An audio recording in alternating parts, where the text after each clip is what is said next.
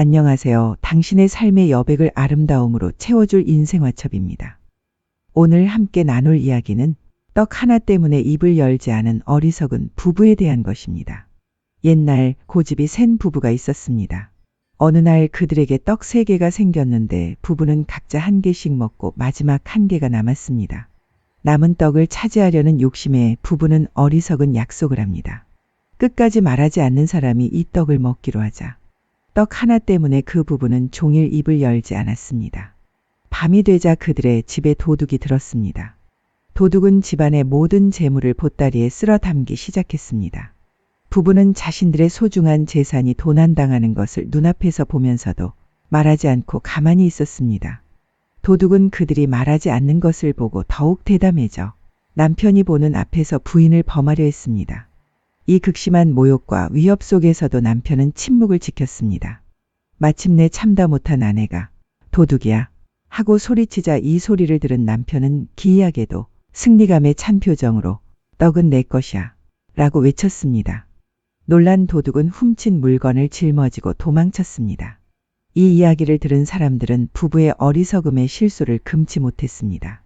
이 어리석은 부부의 이야기는 단순히 웃고 넘길 해프닝이 아닙니다. 이 속에는 불교의 심오한 가르침들이 숨겨져 있으며 우리 현대인의 삶에도 깊은 통찰을 던져줍니다. 첫째, 마음의 근본성입니다. 불교는 모든 일은 마음이 근본이다. 마음에서 나와 마음으로 이루어진다고 가르칩니다. 부부의 행동과 무행동은 모두 떡 하나를 차지하려는 그들의 내면적 결정, 즉 탐욕과 고집에서 비롯되었습니다. 나쁜 마음을 가지고 말하거나 행동하면 괴로움이 그를 따른다. 수레바퀴가 소의 발자국을 따르듯이라는 가르침처럼 그들의 나쁜 마음은 재산 손실과 부인의 위협이라는 고통스러운 현실로 직결된 것입니다. 마음을 다스리지 못하면 스스로 불행을 자초한다는 것을 이 부분은 역설적으로 보여줍니다. 둘째, 어리석음의 본질입니다. 이야기 속 부분은 불교의 3독 중 하나인 치, 즉 망상과 무지를 전형적으로 보여줍니다. 그들의 어리석음은 단순히 지능의 부족이 아니라 현실과 그 결과를 제대로 분별하지 못하는 근본적인 무능력을 의미합니다. 떡 하나를 위해 모든 것을 위험에 빠뜨리는 그들의 행동은 비합리적입니다.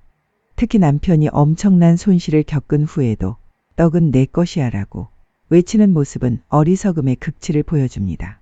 이는 자신이 현명하다고 착각하는 자기 기만에서 비롯된 것입니다. 셋째, 집착의 위험성입니다. 이 비유는 집착의 파괴적인 본질, 특히 사소한 세속적 이득에 대한 집착을 강력하게 보여줍니다. 떡 하나는 조그만 명성이나 이익을 상징하며 이것이 어떻게 개인을 더 큰 손실에 눈멀게 하는지를 보여줍니다. 금가루가 귀하긴 해도 눈에 들어가면 독이 되는 법. 아무리 좋은 황금도 자기 것이 아닌 것을 욕심낸다면 독뱀보다 더 해롭다는 가르침처럼 떡에 대한 부부의 집착은 그들의 더 큰 행복을 가로막는 족쇄가 되었습니다.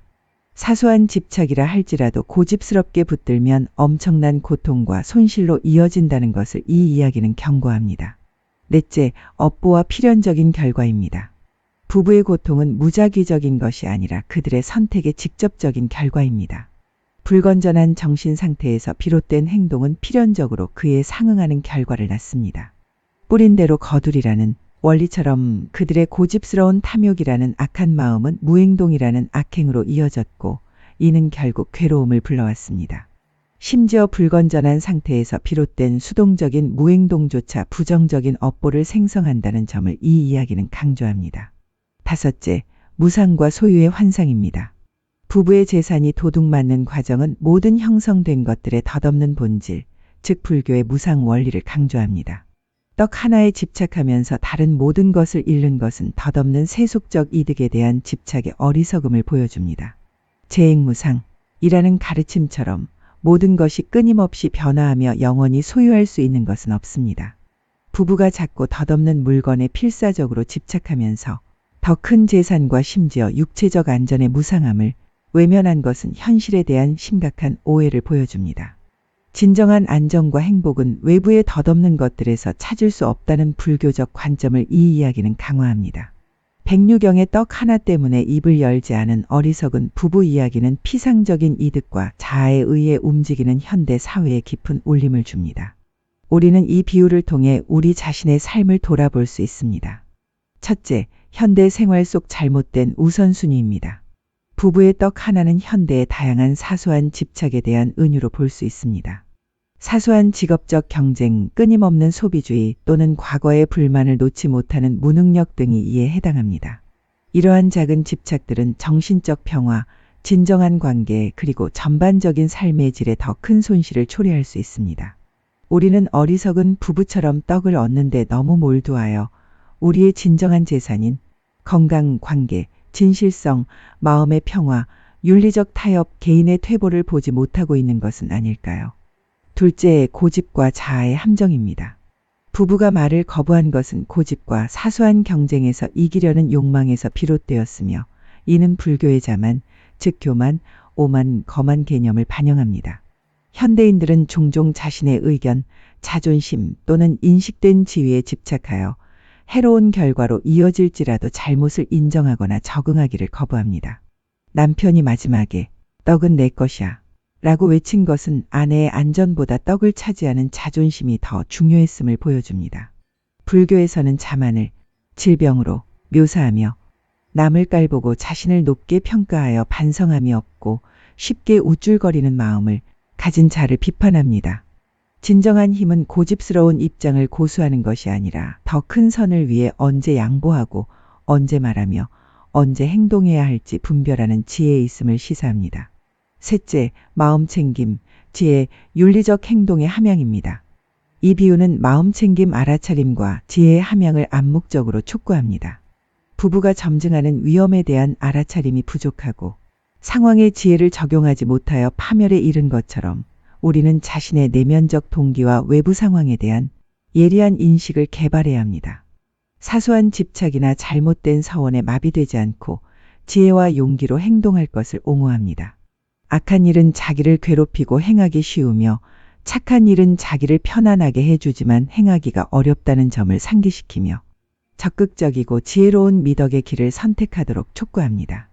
백류경의 떡 하나 때문에 입을 열지 않은 어리석은 부부 이야기는 사소한 집착, 고집 그리고 깊은 무지의 위험성에 대한 시대를 초월한 가르침을 제공합니다. 이 비유는 작은 욕망에 사로잡힌 마음이 어떻게 재앙적인 손실로 이어질 수 있는지를 강력하게 보여주며 모든 일은 마음이 근본이다라는 불교의 핵심 원리를 강조합니다. 이 이야기는 우리에게 분별력, 올바른 행동 그리고 덧없는 이득에 대한 어리석은 집착을 넘어선 지혜의 함양의 중요성을 상기시키는 엄중한 경고입니다. 우리 자신의 우선순위를 성찰하고 우리의 집착에 도전하며 명확하고 연민적인 태도로 삶의 복잡성을 헤쳐나가는 데 필요한 지혜를 함양하도록 촉구하는 강력한 거울로 남아 있습니다. 인생화첩은 여러분의 삶이라는 화첩의 평안과 행복의 그림을 함께 그려나가고 싶습니다. 이 영상이 마음에 드셨다면 채널 구독과 좋아요 부탁드립니다. 다음 영상에서 또 다른 지혜와 감동으로 찾아뵙겠습니다. 감사합니다. 늘 평안하세요.